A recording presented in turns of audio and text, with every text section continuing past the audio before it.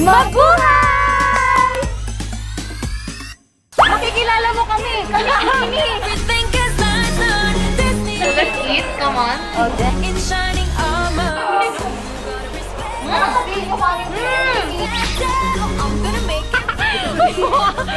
very rocky, huh? Para sa Erickson, para sa ito!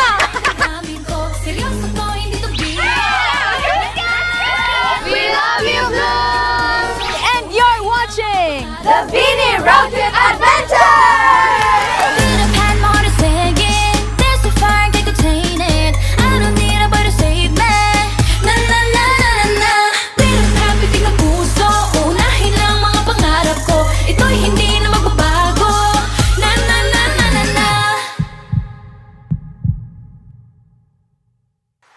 Good morning!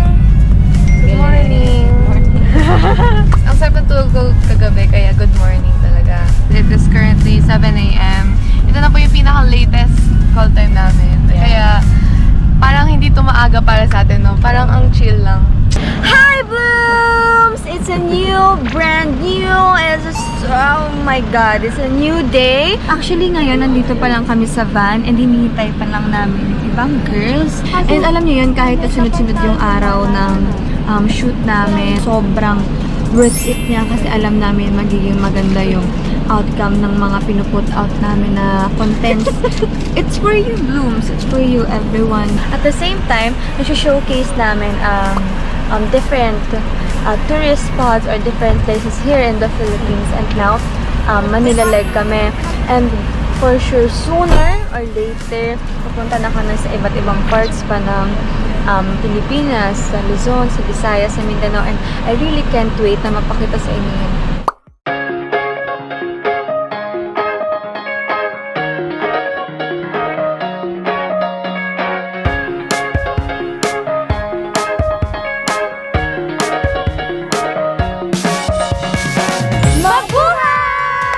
I'm Beanie Mika! I'm Beanie Malay. I'm Beanie Colette! I'm Beanie Sheena. I'm Beanie Joanna. I'm Beanie Aya. I'm Beanie Gwen. I'm Beanie Stacy! And we are Beanie! And you're watching The Beanie Road Trip Adventure!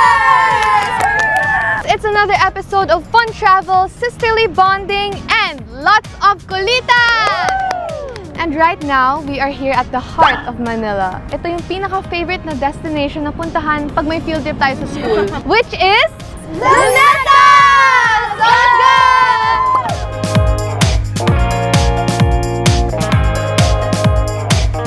Naku, alam niyo, Blooms, pangarap talaga namin ng Beanie na malibot talaga yung buong mundo through interviews, mga shows, or mga, concert.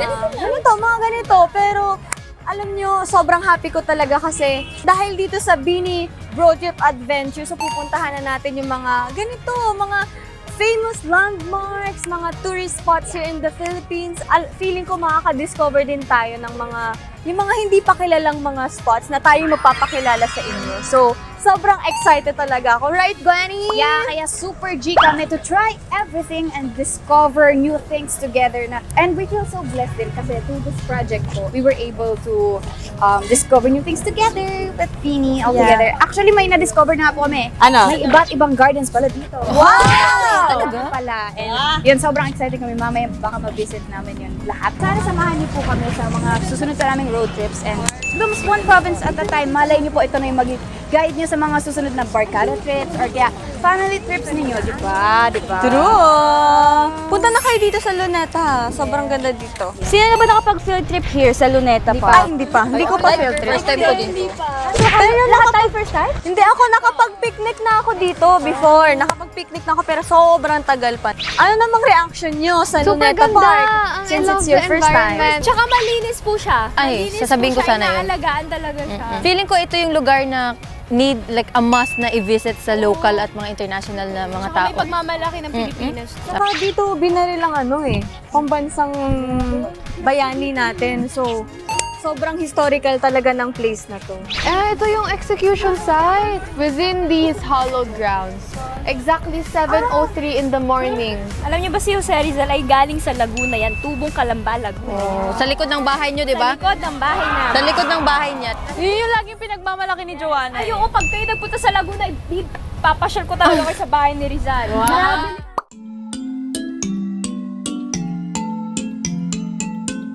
So ngayon, ititest ko kayo kung may natutunan ba kayo sa school niyo. Meron pero wala yung... Nawala na, pa-absent pala kayo. Meron. Before. Question number 1. Sinong makakapagbigay ng meaning ng replica? May ginawa na miniature replica. Si Rizal. Tama! Pwede. Tatanggapin ko yun. Ano? Na may ginawang? Miniature replica. Oo, tama. Pwede na yon. Paunahan na lang to ha. Kaya magaling kayo eh. Ano, talunin niyo si Joanna. Joanna versus kayo yun. Philippine Marine Corps, yan yung amount na binigay ng Philippine government para may patayo ang... Siya ang si Richard Kisling. Ang champion ang galing sa Italy. Ang panalo po sa game na to ay si Joanna! Woo! Sorry, Rizal, para sa'yo to! Sorry, guys. You can't. Nahuhulog ang loob sa'yo. Nahuhulog ang loob sa'yo. Nahuhulog ang loob sa'yo. Nahuhulog ang loob sa'yo. Ilang gabi nang puyat sa kakaisip sa'yo. Binabalikan na parang panaginip ang panahon. Tinatanong ang sarili kung bakit ganito? Ano ba meron sa'yo? Pero teka lang, parang napagdaanan ko na ito. Napamahal agad-agad at nabigo, pero di makahinto. Nahuhulog ang loob, di natututo sa noon. Sa nakaraan, nalimutan lahat sa'yo. Pagdating sa'yo,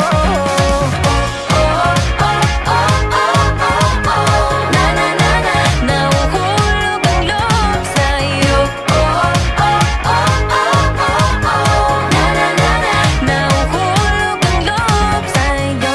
Hindi ko alam kung sadyang may malas lang ako. Lahat ng nabubuong pag-asa ay gumuguho.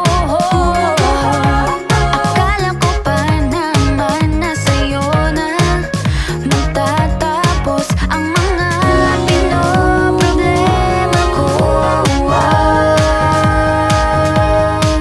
Pero teka lang, parang napagdaanan ko na ito.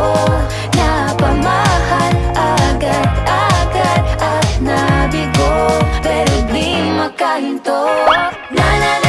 Nahuhulog ang loob, di natututo sa noon. Sa nakaraan, nalimutan lahat sa'yo.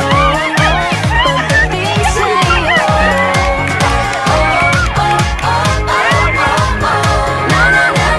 Nahuhulog ang loob sa'yo. Nahuhulog ang loob sa'yo. Nahuhulog ang loob Naalala ko, ano na naman to pinasok ko. Di na natutupag at tigas ng ulo. Di na nag-iingat, lagi pa danas-daras. Pag may naramdaman, laging lubos-tubos.